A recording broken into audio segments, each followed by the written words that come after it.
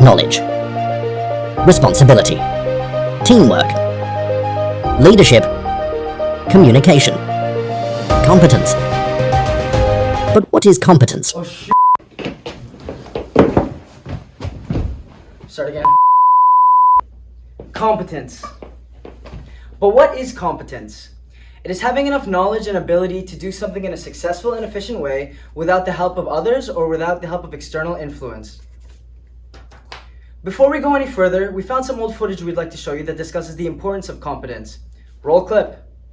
Let me quickly talk about the importance of competence. My hardy crew and my brave and adventurous self have traveled deep within the heart of the city, down in our sewers. Why, you may ask? Well, let me paint you a picture. The sewer network does a lot of important work to make sure our city is still functioning.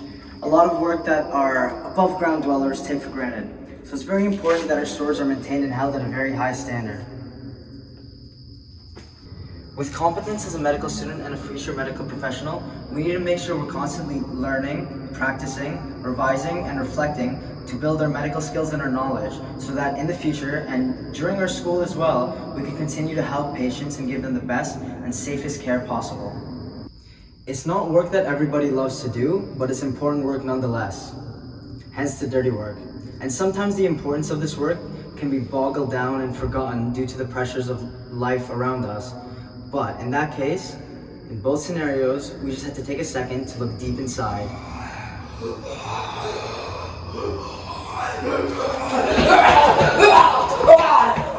You never know what you might find.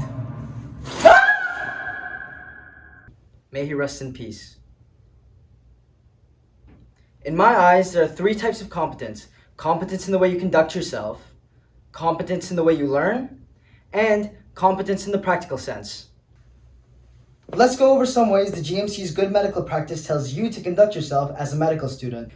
Conducting yourself not only as a medical student, but also as a future doctor revolves heavily around respect. Ensure that you're treating your patients and your coworkers properly. No discrimination of any kind, no racism, no raping people, no sexism, no sexy people! You know the rest.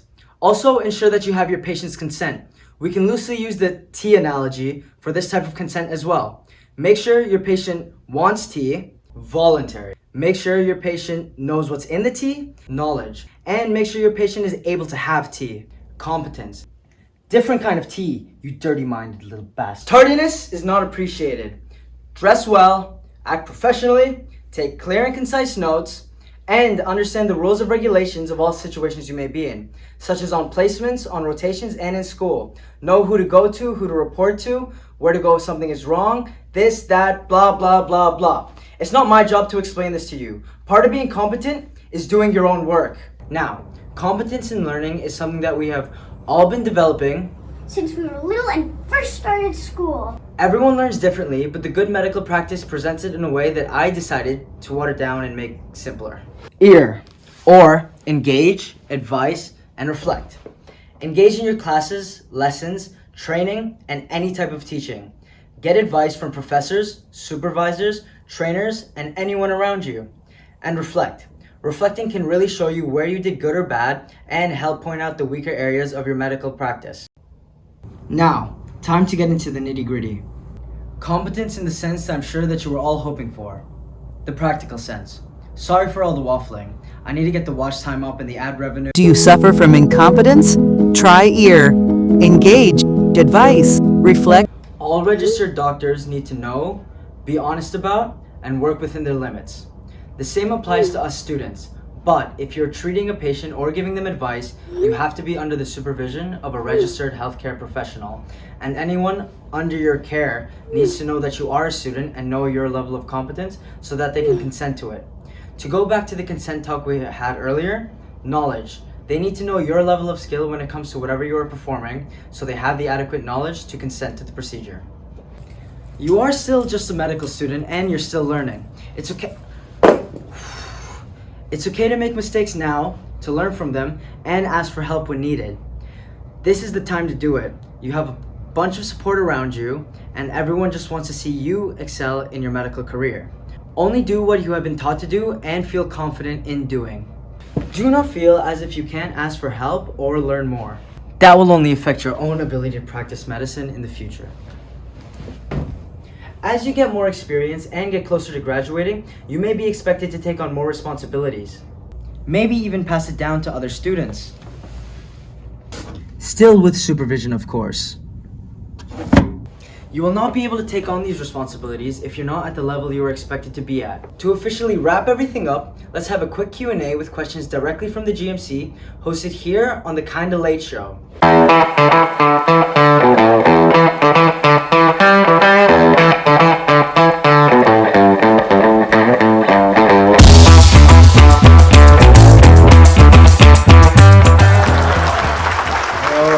Hello everybody. Welcome to the Kinda Late Show. As you know, I'm your host, Hamza, and I'll be asking some questions the GMC has suggested for us to answer. To answer these questions, I have a special guest with me here tonight, Hamza. Hello everyone, I'm also Hamza. Good evening, Hamza. Can I just say, you're looking very good today. Thank you. You're also looking great yourself. Thank you. Thank you. Let's get into these questions. Good medical practice states that doctors must recognize and work within the limits of your competence. But what does this mean for medical students? Well, working in your limits means just that. Only do what you're able to do and know how to do. With a medical student as opposed to a doctor, you just need to make sure you have a supervisor with you and that the patient you are treating knows that you're a student and your level of competence. And hey, maybe you do know something, but that does not mean that you won't make a mistake or can't take advice. That's an amazing answer. What are the limits of a medical student's competence? Well, I could technically say there are no limits aside from the ones you put on yourself.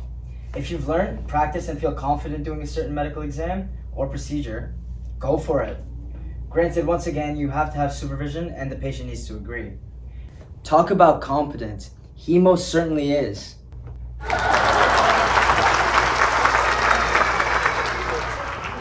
Question numero 3.